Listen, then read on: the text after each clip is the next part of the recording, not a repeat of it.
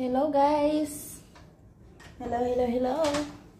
We are here in I don't know where we are. Dito kami sa saan ba to?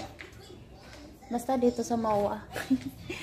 Nag-check-in kami ng one night lang guys. So ayan ang aming tanawin mula dito sa kaloob-looban ng aming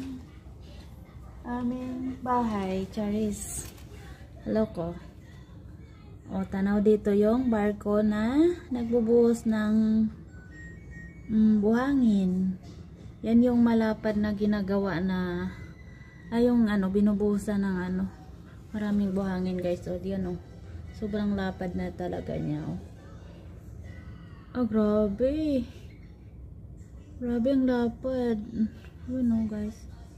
Ganda. Hey, what are you doing, Sydney?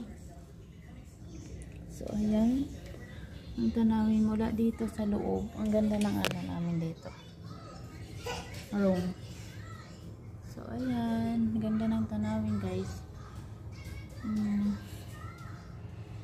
Hey, Sydney. Naku, ginawa mo ng toys yung washing machine. Wow. Excuse me.